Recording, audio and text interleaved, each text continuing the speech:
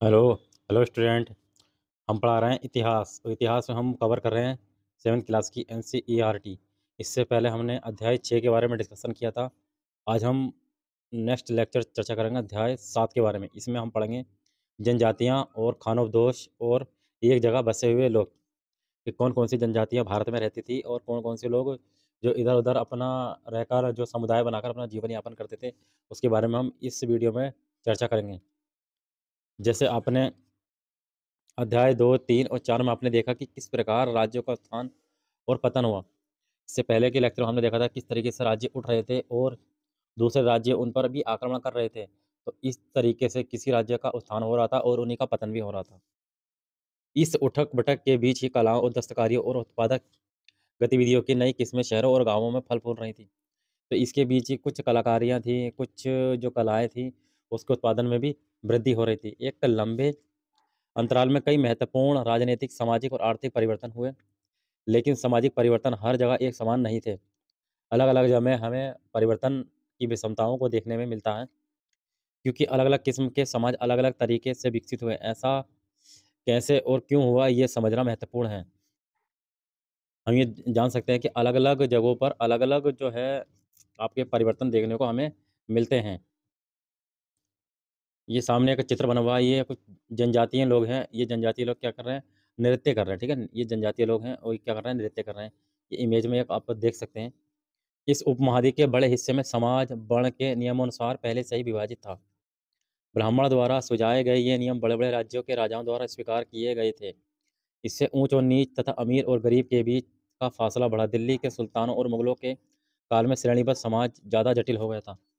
जब मुगलों का काल भी था तो उस समय भी आप चित्रकारी वगैरह देख सकते हैं कि अ, जो लोग अलाउद्दीन खिलजी है या मोहम्मद बिन तुगलक हैं या अकबर हैं, इनके शासनकाल में या शाहजहाँ के शासनकाल में कुछ फ़ेमस जो चित्रकार हुआ करते थे, वो लोग रहते थे। बड़े शहरों से परे जनजातीय समाज। अलबत्ता दूसरे तरह के समाज भी उसी तरह मौजूद थे। उपमहाद्वीप के कई समाज ब्राह्मण द्वारा सुझाए गए सामाजिक नियमों और कर्मकांडों को नहीं मानते थे और ना ही वे कई असमान वर्गों में विभाजित थे। अक्सर ऐसे समाज को जनजातीय कहा जाता रहा है। यानी कि कई सारे समाज ऐसे थे, जो आपके नियम हैं और जो आपके कर्मकांड हैं, उसको नहीं मानते थे और उनके अलग-अलग भागों में बँटे हुए थे। जैसे आप देखते हैं, क्षत्रिय, ब्राह्मण, वैश्य, शूद्र, ठीक इस तरीके से समाज में विविधताएँ हमें देखने को मिलती हैं।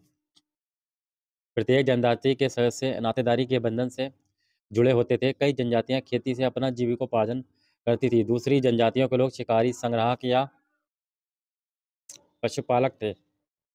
प्रायः वे अपने निवास स्थान के प्राकृतिक संसाधनों का पूरा-पूरा इस्तेमाल करने के लिए इन गतिविधियों का मिला-जुला रूप अपनाते थे। कुछ जनजातियाँ खानाबदोश थीं और वे एक जगह से दूसरी जगह पर घूमती रहती थी। खानाबदोश का मतलब होता है कि एक जगह से दूसरी जगह पर रहना, यानी कि पहले एक स्थान पर निवास बना लिया, फिर वहाँ से छोड़-छाड़ के दूसरी जगह निवास स्थान बना लिया।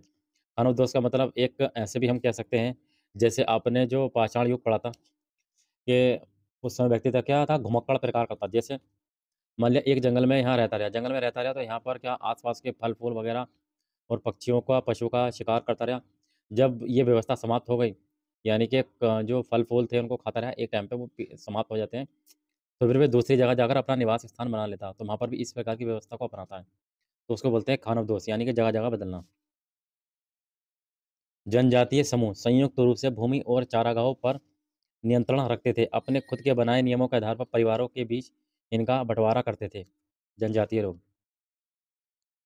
इस उपमहाद्वीप के विभिन्न हिस्सों में कई बड़ी जनजातियाँ फली-फूली हैं। सामान्यतः ये जंगलों, पहाड़ों, रेगिस्तानों और दूसरी दुर्गम जगहों पर निवास करती थीं। तो ये जनजातियाँ जो आप पहाड़ों पर देखते हैं, पहाड़ों पर निवास करती थी, रेगिस्तानों पर निवास करती थीं और कभी-कभी जो जनजाति हैं, इनका विभाजन पर आधारित अधिक शक्तिशाली समाजों के साथ उनका टकराव होता था। कई मायने में इन जनजातियों ने अपनी आज़ादी को बरकरार रखा और अपनी अलहदा संस्कृति को बचाए रखा। तो बेसिकली ये जो जनजातियाँ रहती थी, अपने आप में क्या स्वतंत्र थी, ठीक? अपने आप में ये आज़ाद थी, ये जनजाति जो रहती थी जंगलों में। तो इनकी संस्कृति भी, इनका कल्चर भी बिल्कुल अलग हुआ करता था इन जनजातियों का। लेकिन जाति आधारित और जनजातीय समाज दोनों अपनी विविध किस्म की ज़रूरतों के लिए एक-दूसरे पर निर्भर भी रहे। टकराव और निर्भरता के इस संबंध ने दोनों के समाजों को धीरे-धीरे बदलने का काम भी किया। जैसे-जैसे टाइम पीरियड बढ़ता गया, वैसे-वैसे इन जनजातियों में भी सुधार आने लगा। अब हम देख लेते हैं ये जनजाति जो हम पढ़ रहे हैं, जनजाति लोग कौन थे, जनजातियों के बारे में चर्चा करें। जनजाति लोग कौन थे? समकालीन इतिहासकार और मुसाफिरों ने जनजातियों के बारे में बहुत कम जानकारी दी है। कुछ अपवादों को छोड़ दें तो जनजातीय लोग भी लिखित दस्तावेज नहीं रखते थे। या लिखित दस्तावेज नहीं रखते थे तो इनके बारे में जानकारी हमें कैसे मिलेगी? लेकिन समृद्ध रीति रिवाजों और बातचीत मौखिक परंपराओं का वे संरक्षण करते थे। वे परंपराएं हर नई पीढ़ी को विरासत में मिलती थी। आज के इतिहासकार जनजातियों का इतिहास लिखने के लिए इन वाचिक परंपराओं को इस्तेमाल करने लगे हैं। ये कोई लिखित साक्ष्य तो नहीं मिला, लेकिन ऐसा लगता है जैसे पीढ़ी दर पीढ़ी जो उनके जो लक्षण जो उनके काम हुआ करते थे वो पीढ़ी दर पीढ़ी मौजूद रहते थे। यानी कि मान लिया एक पीढ़ी में कोई लक्षण है, ठीक, तो उसकी दूसरी पीढ़ी आई तो वही लक्षण इस पीढ़ी में भी हुआ, फिर तीसरी पीढ़ी आई वही लक्षण इस तीसरी पीढ़ी में भी हुआ। तो इससे अंदाज़ा लगा लेते थे हाँ ये किस प्रकार की व्यवस्था रही होगी पहले भी। जनजातीय लोग भारत के लगभग हर क्षेत्र में पाए जाते थे। किसी भी एक जनजाति का इलाका और प्रभाव समय के साथ साथ बदलता रहता था। कुछ शक्तिशाली जनजातियों का बड़े इलाकों पर नियंत्रण यानी कंट्रोल था। पंजाब में खोखर जनजाति 13वीं और 14वीं सदी के दौरान बहुत प्रभावशाली थी। कौन सी जनजाति? खोखर जनजाति 13वीं और 14वीं शताब्दी में बहुत प्रभावशाली जनजाति थी। यहाँ बाद में खक्कर लोग ज़्यादा महत्वपूर्ण हो गए। बाद में कौन थे? खक्कर लोग ज़्यादा महत्वपूर्ण हो गए। उनके मुखिया कमाल खान खक्कर को बादशाह अकबर ने मनसबदार बनाया। ठीक है, किसको बनाया? कमाल खान। ये एक जनजाति हुआ करती थी। कमाल खान बादशाह को अकबर ने क्या बनाया? मनसबदार। मनसबदार का मतलब समझ गया, पीछे हमने पढ़ा था जो नौकरशाह हो गए, जो राजा की सेवा में काम किया करते थे, नौकरशाह। मुल्तान और सिंध ने मुगलों द्वारा अधीन कर दिए जाने से पहले लंगा और अरघुन, पहले क्या? लंगा और अरघुन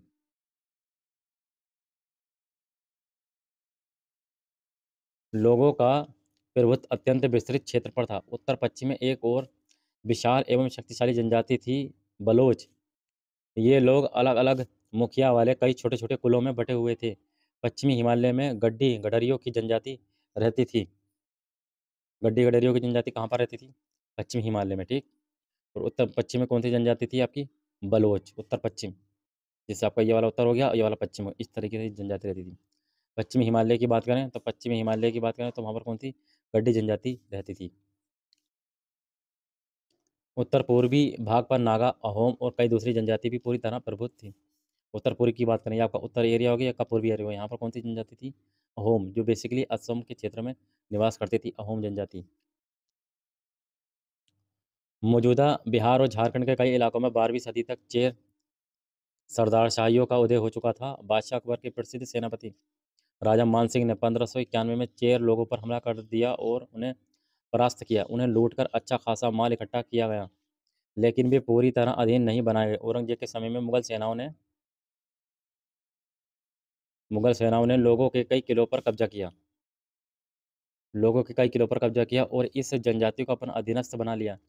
इस क्षेत्र में रहने वाली महत्वपूर्ण जनजातियों में मुंडा और संताल थे। ये कहाँ पर है? झारखंड की बात हो रही है। यद्यपि ये उड़ीसा और बंगाल में भी रहते थे। उड़ीसा और बंगाल में भी ये जनजाति पाई गई है। बात करें कर्नाटक और महाराष्ट्र की पहाड़ियों में, कर्नाटक और महाराष्ट्र की पहाड़ियाँ कोली, बेरात तथा कई दूसरी जनजातियों के निवास स्थान थे। कोली लोग गुजरात के कई इलाकों में भी रहते थे। कुछ और दक्षिण में कौन सी जनजाति थी? कोरागा, बेतर, मारवाड़ और दूसरी जनजातियों की विशाल आबादी थी। भीलों की बड़ी जनजाति जो कहाँ पर थी? पश्चिमी और मध्य भारत में फैल गई थी। सबसे बड़ी जनजाति थी कौन थी? भील थी। काफ़ी खूंखार जनजाति होती थी ये भी। 16वीं सदी का अंत आते आते उनमें से कई एक जगह बसे हुए खेतिहर और यहाँ तक कि जमींदार बन चुके थे। तब भी भीलों के कई कुल शिकारी संग्राहक बने रहे। मौजूद छत्तीसगढ़, मध्य प्रदेश, महाराष्ट्र और आंध्र प्रदेश में गोंड लोग बड़ी तादाद में फैले हुए थे। तो आंध्र प्रदेश, मध्य प्रदेश और महाराष्ट्र में कौन सी जनजाति फैल गई? गोंड जनजाति फैल गई। अब देखिए जो ये जनजाति है भील लोग हैं, ये रात में इसका हिरन का शिकार कर रहे हैं। ये हिरन का शिकार ये भील लोग कर रहे हैं इस तीर के जरिए से। ये भील लोग हैं, रात में हिरन का शिकार कर रहे हैं। देखिए इस हिरन को इन्होंने कंधे पे भी टांग रखा है, इसको मार दिया। अब ये देख लेते हैं हम चित्र 3 में। ये कुछ घुमंतु व्यापारी हैं जो एक दूसरे से घूम घूम के व्यापार करते थे। ये कहाँ पर? ये भारत के बाहर से ये लोग आते थे। भारत के बाहर से ये आप देख सकते हैं। और ये क्या है? मेवाएं वगैरह लेकर आते थे। ये मेवाएं इनको दे रहे हैं तो यहाँ पर जो स्थानीय लोग थे इन मेवाओं को खरीद कर और इन इन स्थान मेवाएँ यहाँ से खरीद कर और ये स्थानीय बाज़ारों में बेचा करते थे, ठीक। इन्हीं घोड़ों के ज़रिए इन माल को लेकर आया जाता था। ये कौन? ये व्यापारी कौन थे? ये व्यापारी थे मध्य एशिया से आते थे और कुछ मेवाएँ लेकर आते थे, जो यहाँ के भारत के व्यापारियों को बेचा करते थे। भारत के व्यापारी जो थे, वो स्थानीय जो बाज़ार होते थे, आपके लोकल के जो बाज़ार होते थे, उसमें लाकर बेचा करते थे इन माल को। अब हम देख लेते हैं जनजाति के बारे में, हम क्योंकि हम जनजाति के बारे में चर्चा कर लेते हैं। भारतीय जनजाति का जो क्षेत्र कहाँ-कहाँ पर है, तो आपने देखा ये आपकी कौन सी भील जनजाति है, जो बेसिकली कहाँ पर मध्य प्रदेश, राजस्थान में फैली हुई है। फिर आपकी कोली जनजाति, जो कहाँ पर गुजरात में फैली हुई है आपकी। फिर जाटवास जनजाति, समास, अरगुन, लंगेज, जंजुआ, खोखर, खक्कर, बलोची। खक्कर आपकी कहाँ पर फैली है? अफगानिस्तान में ही फैली हुई है। फिर आपकी गोंड जनजाति, बेगस और आपकी गोंडवाना, खोंड। खोंड आपकी कहाँ पर है? उड़ीसा वगैरह, झारखंड वगैरह में ये फैली हुई है। फिर आपकी चेर, मुंडा, ओरोन, संथाल। संथाल बेसिकली कहाँ पर? झारखंड के आसपास ये फैली हुई जनजाति है। खासी आपकी कौन सी? जो आपका पूर्वी क्षेत्र है, जैसे असम, मेघालय, त्रिपुरा, मिजोरम, यहाँ पर अहोम जनजाति है आपकी। नागा जनजाति है नागालैंड में, कोच जनजाति है। फिर आपकी ये भील जनजाति, कोली जनजाति, काटकरिस जनजाति, बेराद और कोरागा जनजाति। कोरागा जनजाति ये बेसिकली जनजाति हैं। मैप के जरिए हम देख सकते हैं बादागा जनजाति, बेदर जनजाति, मारवाड़ जनजाति, ये कुछ जनजातियाँ हैं जिन जनजातियों के बारे में हम डिस्कशन कर रहे हैं। कुल क्या होता है? कुल के बारे में यदि हम बता दें, कुल का मतलब ये होता है जैसे एक ही परिवार के लोग, जैसे जैसे कोली मतलब जैसे पिता, पिता का बेटा लड़का, लड़का का फिर इसका भी एक लड़का, तो ये क्या है? जैसे ये एक ही कुल के लोग होगा ना, एक ही कुल के लोग होगा, तो इसको बोलेंगे कुल। आपका कुल क्या है? परिवारों या घरों के ऐसे समूह को कुल कहते हैं जो एक ही पूर्वज के संतान होने का दावा करते हैं। एक ही पूर्वज के लोग हों, जैसे आपके पापा, फिर दादा, फिर परदादा, एक ही कुल के लोग हैं ना। जनजातीय संगठन प्रायः नातेदारी या कुल संबंध निष्ठा पर आधारित होते थे। तो ये हमने जनजातियों के बारे में डिस्कशन किया। अब हम देख लेते हैं खानोबदोश और घुमंतू लोग कैसे रहते थे। खानोबदोश हमने देखा जो अपनी जगह बदलते रहते थे, वो लोग कैसे रहते थे। खानोबदोश चरवाहे अपने जानवरों के साथ दूर दूर तक घूमते रहते थे। उनका जीवन दूध और अन्य पशुचारी उत्पादों पर निर्भर था। वे खेतीहर गृहस्थों से अनाज, कपड़े, बर्तन और ऐसी ही चीज़ों के लिए ऊन, घी इत्यादि का विनिमय भी करते थे। जब ये लोग ये एक जगह से दूसरी जगह पर घुमा करते थे, तो वहीं से ये व्यापार वगैरह भी कर लिया करते थे। इधर-उधर से वस्तु विनिमय का भी माध्यम का आधार था इनके पास। कुछ खानोबदोश अपने परिवारों पर सामने की ढुलाई का काम भी करते थे। वे एक जगह से दूसरी जगह आते-जाते हुए सामान को खरीद-फरोख्त करते थे। यानी कि एक जगह से कोई सामान लिया तो फिर ये दूसरी जगह आ गए, यहाँ से कोई सामान लिया तो यहाँ से आदान-प्रदान किया करते थे। इसकी वस्तु यहाँ लाके बेच दी, इसकी वस्तु यहाँ लाके बेच दी, ठीक। बंजारा लोग सबसे महत्वपूर्ण व्यापारी खानोबदोश थे। खानोबदोश में सबसे महत्वपूर्ण कौन थे? बंजारा लोग। कौन से थे? बंजारा लोग। उनका कारवां टांडा कहलाता था। बंजारों का कारवां क्या था? टांडा। याद रखना आपका क्या? टांडा। सुल्तान अलाउद्दीन खिलजी बंजारों का ही इस्तेमाल नगर के बाजारों तक अनाज की ढुलाई के लिए करते थे। बादशाह जहांगीर ने अपने स्मरण में लिखा है कि बंजारे विभिन्न इलाकों से अपने बैलों पर अनाज को ले जाकर शहरों में बेचते थे। सेना अभियानों के दौरान वे मुगल सेना के लिए खाद्यान्नों की ढुलाई का भी काम करते थे। किसी भी विशाल सेना के लिए 1 लाख बैल अनाज ढोते होंगे। कितने? 1 लाख जो बैल हैं वो अनाज ढो रहे हैं। तो खानोदोश हमने देख लिया कि एक जगह से दूसरी जगह पर ये घुमा करते थे। और बंजारा लोग जो थे खानोदोश में बंजारा लोग सबसे महत्वपूर्ण थे और इनका जो कारवां है था होता था वो टांडा कहलाता था। टांडा कहलाता था। अलाउद्दीन खिलजी के समय में जो बंजारों का ही इस्तेमाल नगरों के बाजार तथा अनाज की ढुलाई के लिए करते थे। और जहांगीर ने अपने स्मरण में लिखा है कि बंजारे बंजारे जो हैं बैलों पर 1,000 बैल हैं, लगभग 1,000 बैल पर इस अनाज की ढुलाई किया करते थे। ये जहांगीर ने अपने स्मरण में लिखा है। खानोबदोश और ब्राह्मणशील समूह। खानोबदोश घुमंती लोग होते हैं। उनमें से कई पशुचारी होते हैं जो अपनी रेवड़ और पशुवृंद के साथ एक एक चारागाह से दूसरे चारागाह घूमते रहते हैं। इसी तरह दस्तकार, फेरी वाले और नर्तक, गायक एवं अन्य तमाशगीन ब्राह्मणशील समूह अपने काम धंधा करते एक जगह से दूसरी जगह की यात्रा पर रहते हैं। खानोबदोश और ब्राह्मणशील समूह दोनों अक्सर उस जगह लौटकर आते हैं जहां उन्होंने पिछले साल दौरा किया था। तो खानोदोष एक समझिए जैसे आज के टाइम पे मैं आपको बताता हूँ, जैसे फेरी वाला आपने देखा ना, फेरी फेरी करता है। जैसे पहले एक गांव में फेरी करेगा, फिर दूसरे गांव में फेरी करने चला जाएगा, फिर तीसरे गांव में फेरी करने चला, फिर चौथे गांव में फेरी करने चला जाएगा, फिर कुछ टाइम बाद जो इन्हें पहले गांव में फेरी करी फिर यहाँ पर फेरी करने आ जाएगा, ठीक। तो इस इस जो व्यवस्था थी ऐसी व्यवस्था पहले भी थी, ठीक। तो ये ऐसी व्यवस्था हमें आज भी देखने को मिल रही है, आप जैसे फेरी वाले को देख सकते हैं। अब बंजारों के बारे में बात कर लेते हैं, बंजारे कौन थे? बंजारों का अर्थ हम देख लेते हैं। 17वीं शताब्दी के आरंभ में भारत आने वाले एक अंग्रेज व्यापारी पीटर मंडी ने बंजारों का वर्णन किया है। अंग्रेज अधिकारी पीटर मंडी, इनने बंजारों के बारे में क्या बताया है? सुबह हमारी मुलाकात बंजारों की एक टांडा से हुई। टांडा आप समझ गए, एक समूह का जो उनकी संघ था आपका, जिसमें 14,000 बैल थे। सारे पशु गेहूं और चावल जैसे अनाजों से लदे हुए थे। तो ये जहांगीर ने अपने स्मरण में भी लिखा था, कितने 1 लाख बैल थे, और इसने भी लिखा है कि 14,000 बैल हैं, उन बैलों पर अनाज वगैरह और गेहूं चावल सब लदे हुए हैं और जा रहे हैं। ये बंजारे लोग अपनी पूरी घर गृहस्थी, बीवी और बच्चे अपने साथ लेकर चलते थे। एक टांडा में कई परिवार होते थे। उनके जीने का तरीका उन भरवाकों से मिलता जुलता है जो लगातार एक जगह से दूसरी जगह जाते रहते हैं। गाय बैल उनके अपने होते थे। गाय बैल इनके अपने होते थे। अगर बात करें आज के टाइम पर भी, आज के टाइम पर बंजारे लोग हैं, बंजारों को चावलों की बहुत अच्छी परख है। चावलों का काम बेसिकली कौन करते हैं? बंजारे लोग ही क्या करते हैं। आज के टाइम पर भी इस व्यवस्था को हम देख सकते हैं, तो उस टाइम की व्यवस्था भी थी।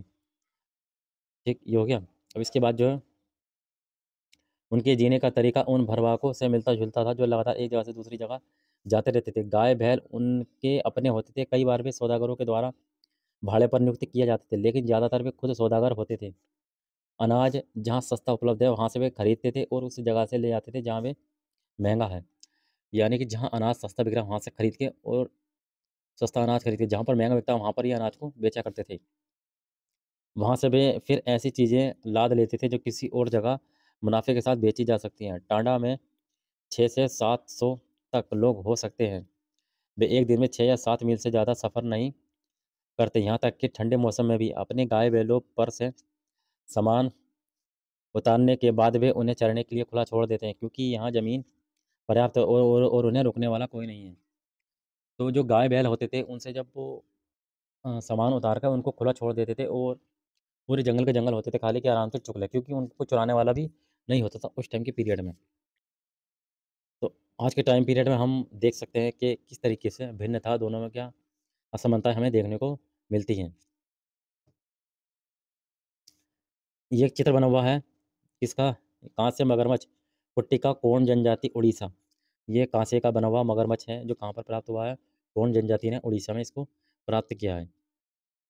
अब अब पढ़ते हैं, कई पशुचारी जनजाति मवेशी और घोड़े जानवरों को पालने पोसने और संपन्न लोगों के हाथ उन्हें बेचने का काम करती थी। छोटे मोटे फेरी वालों की विभिन्न जातियाँ भी एक गांव से दूसरे गांव भ्रमण करती थी। फेरी वाले भी जाते थे कि जैसे आज के टाइम पे रिपीट देखते हैं, फेरी वाला कोई मतलब कपड़े बेच रहा, ठीक, कोई बर्तन बेच रहा, हाँ, कोई मतलब गैस के चूल्हे से कर रहा, तो फेरी वाले हैं नहीं। तो उस टाइम पर फेरी वाले लोग फेरी किया करते थे। ये लोग रस्सी सरकंडे की चीज़ें, फूस की चटाई और मोटे बोरे जैसे माल बनाते और बेचते थे। कभी कभी भिक्षु लोग भी घुमंतु सौदागरों का काम करते थे। नर्तकों, गायकों और अन्य तमाशागीनों की भी जातियाँ थीं जो विभिन्न नगरों और गाँवों में कमाई के लिए अपनी कला का प्रदर्शन करती थी। यानी कि जिनको कोई कला आती थी तो वे गांव गांव जाकर सर्कस के आइटम दिखाया करते थे। बदलता समाज और नई जातियाँ और श्रेणियाँ, जैसे जैसे समाज बदलता गया वैसी वैसी नई जातियों की उत्पत्ति होती गई। जैसे जैसे अर्थव्यवस्था और समाज की ज़रूरतें बढ़ती गई, नए हुनर वाले लोगों की आवश्यकता पड़ती गई। जैसे अर्थव्यवस्था का विकसित हुआ, नई टेक्निक आ गई, तो वैसे वैसे समाज में नए नए लोगों की ज़रूरत पड़ गई। नए नए लोग फिर आने लगे, ज़्यादा बुद्धि का विकास होने लगा और नए नए हुनर भी सीखने को मिलते रहे। वर्णों के भीतर छोटी छोटी जनजातियाँ उभरने लगी। उदाहरण के लिए ब्राह्मणों के बीच नई जातियाँ सामने आईं। दूसरी ओर कई जनजातियों और सामाजिक समूह को जाति विभाजित समाज में शामिल कर लिया गया और उन्हें जातियों का दर्जा दे दिया गया। विशेषता प्राप्त शिल्पियों, सुनार, लोहार, बढ़ई, राजमिस्त्री को भी ब्राह्मणों द्वारा जातियों के रूप में मान्यता दे दी गई। वर्ण की बजाय जाति समाज के संगठन का आधार बनी। तो जो शिल्पी थी उस समय में, जैसे सुनार उसको सोना बना रहा, लोहार क्या, लोहे को पिघलाकर उसका आकार बदलने का काम कर रहा, बढ़ई लकड़ी का काम कर रहा, राजमिस्त्री घर बनाने का काम कर रहे हैं। और जाति पर विचार विमर्श की यदि बात करें, जाति पर विचार विमर्श,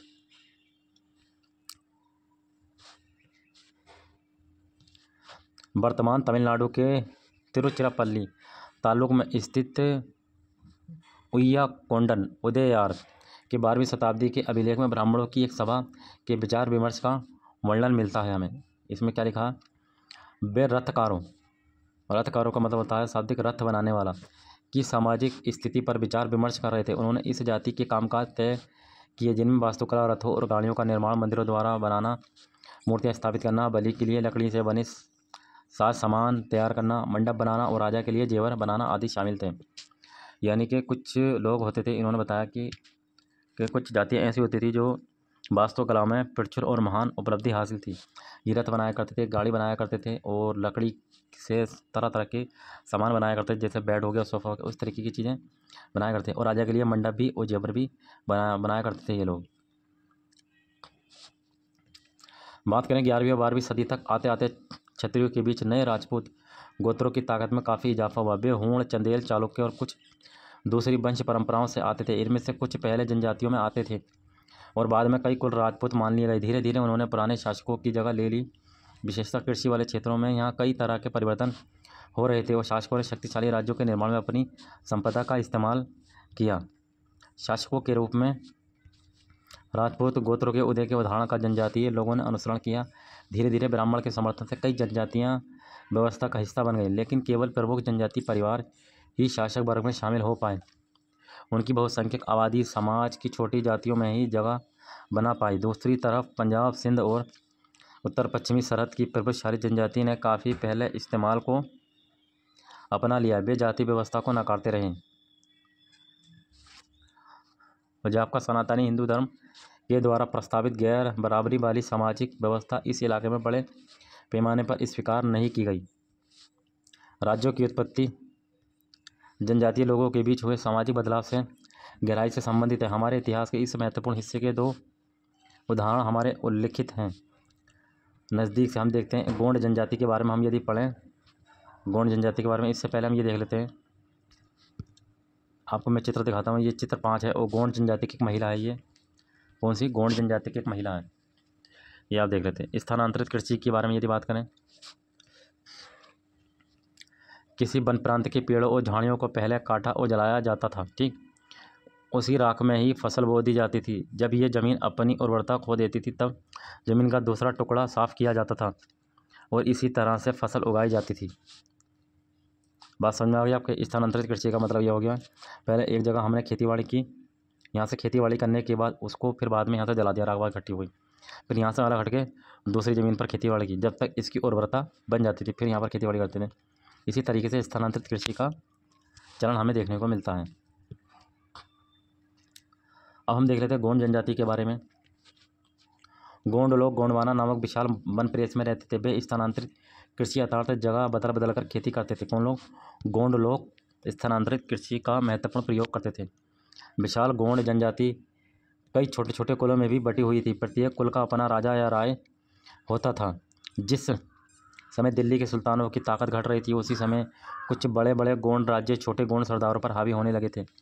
अकबर के शासनकाल का एक इतिहास अकबरनामा में लिखा है कि गढ़ कटंगा कि गोंड राज्य में 70,000 गाँव आते थे।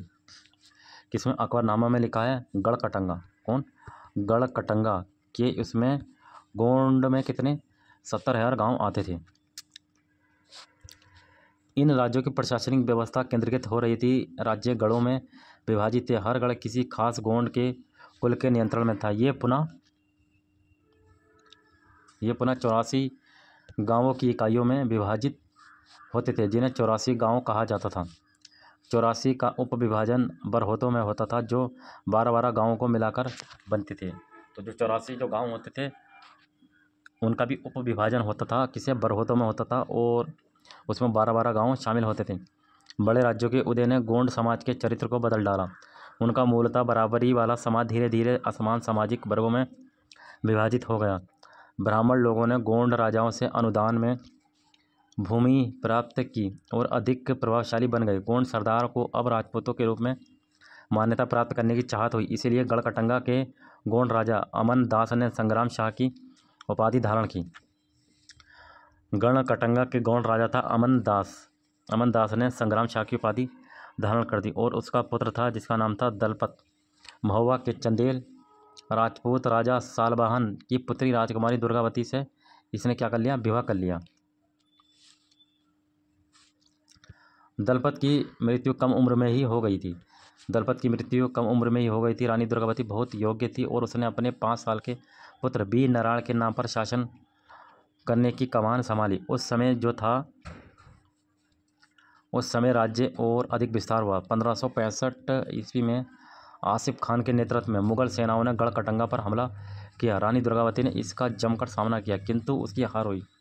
मुगलों ने 1565 ईस्वी में गढ़कटंगा पर हमला कर दिया, लेकिन दुर्गावती ने जमकर इसका मुकाबला किया, लेकिन फिर भी क्या हुआ, हार गई और उसने आत्मसमर्पण करने की बजाय मर जाना बेहतर समझा और उसका पुत्र भी तुरंत बाद लड़ता हुआ मारा गया।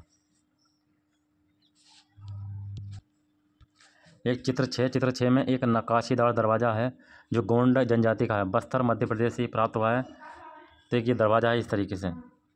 इससे किस तरीके से नक्काशी की गई है दरवाजे पे, ये आप देख सकते हैं। जैसे हाथी की भी बना रखा है और ये कुछ जैसे बारहसिंगा, आप ये चित्र देख सकते हैं। और हल्का भी इस पर चित्र है, सिक्कों का भी इस पर चित्र है। ये गोंड जनजाति के क्षेत्र में, ये मध्य प्रदेश से हमें प्राप्त हुआ है। अब ये हमारा चित्र है जो गोंड जनजाति का क्षेत्र है। ये गोंडवाना गोंड जनजाति का क्षेत्र है, जिसमें बाईरोगढ़, चाउरागढ़, मांडला, कोलंगा, गोरा, बनडोलगढ़, ये सूबा और सरकार, ये जो सीमा देख रहे हैं इस तरह के डॉट डॉट, ये सरकार की सीमाएं हुआ करती थी, ठीक।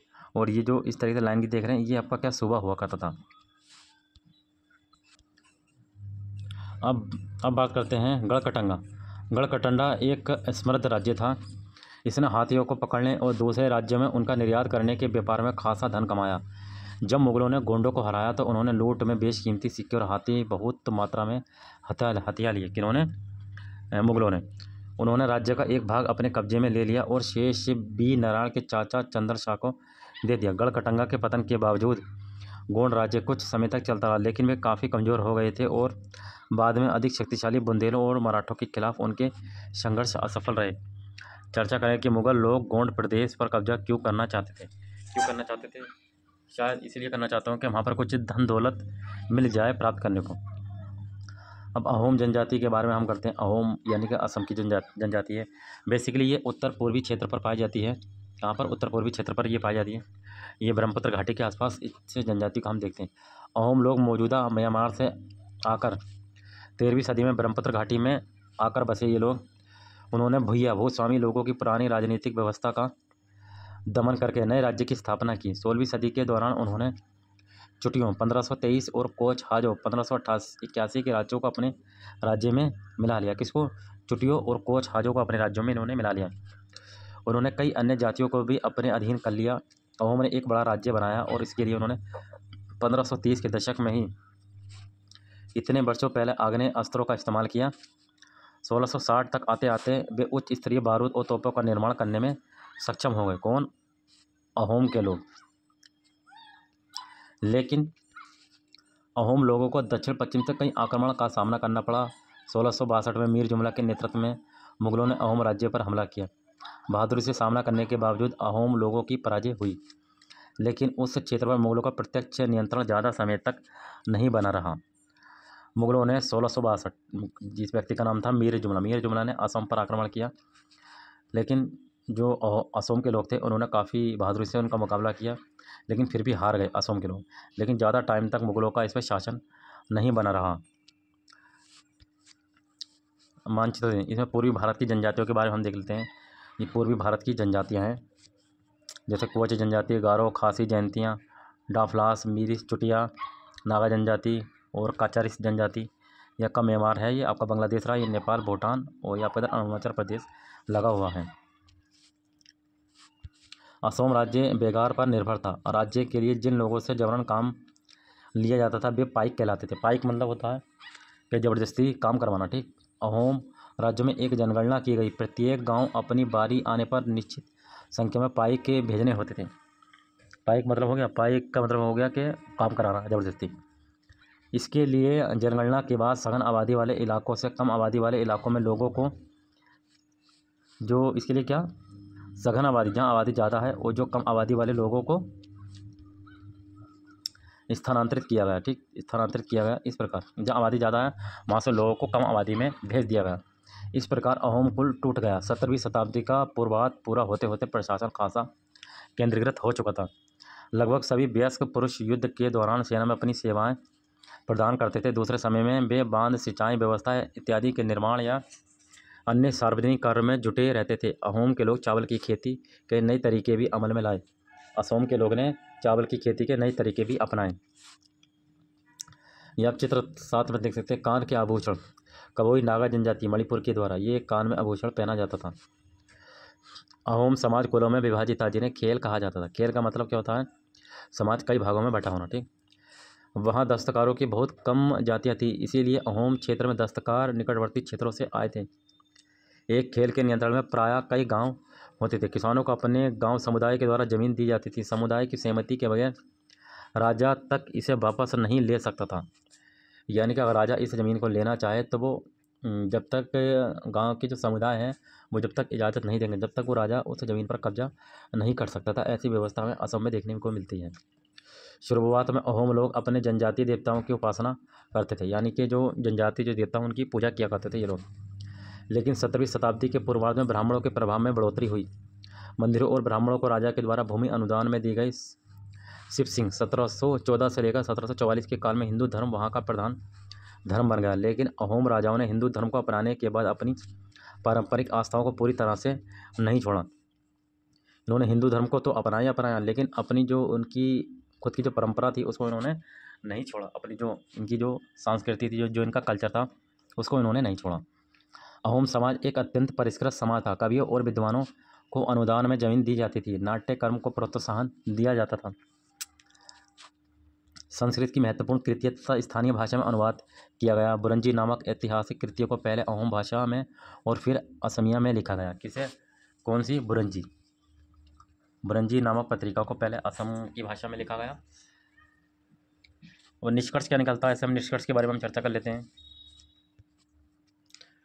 जिस युग की हम चर्चा करते आए हैं उस युग के दौरान उपमहाद्वीप में काफ़ी सामाजिक परिवर्तन हुआ। वर्ण आधारित समाज और जनजातीय लोग एक दूसरे के साथ लगातार संपर्क में आते रहे। इस आदान प्रदान ने दोनों तरह के समाजों को अनुकूलन और बदलाव की प्रक्रिया चलाई। बहुत सी विभिन्न प्रकार की जनजातियाँ थीं और उन्होंने विभिन्न प्रकार की जीविकाएं अपनाई। कालांतर में उनमें से कई जाति आधारित समाज में शामिल हो गई, लेकिन कई ने जाति व्यवस्था और सनातनी हिंदू धर्म दोनों को ही नकार दिया। कुछ जनजातियों ने सुसंगठित प्रशासनिक व्यवस्था वाले विस्तृत राज्यों की स्थापना की। तो बेसिकली जो मंगोल जनजाति थी ये कहाँ की? मध्य एशिया में निवास करने वाली जनजाति थी और ये भी बहुत काफ़ी खतरनाक जनजाति हुआ करती थी। और ये भी पशुचारी और शिकारी खास संग्राहक हुआ करते थे ये मंगोल लोग भी। और 1227 में मंगोलों की जब मृत्यु हो जाती है तो एक बहुत बड़े प्रदेश का ये शासक रहता है मंगोल। और फिर उसके जो उत्तराधिकारी हैं उन्होंने एक बड़ा साम्राज्य स्थापित करते हैं ये मंगोल लोग। और इसके अंतर्गत जो है रूस, पूर्वी यूरोप, चीन, मध्य एशिया एक बड़ा हिस्सा बन जाता है। तो मंगोल के पास भी एक सुसंगठित और प्रशासनिक व्यवस्थाएं थी मंगोल के बारे में। तो ये चैप्टर हमारा समाप्त हो जाता है। ये हमारा 7th चैप्टर था। अब हम नेक्स्ट चैप्टर पढ़ेंगे अध्याय 8। ठीक है नहीं? तो ये हमारी 7th क्लास की NCERT चल रही है। जैसे ही कंप्लीट हो जाएगी फिर 8th क्लास की NCERT को हम शुरू करेंगे और ये हम पढ़ रहे हैं इतिहास के बारे में। चलिए।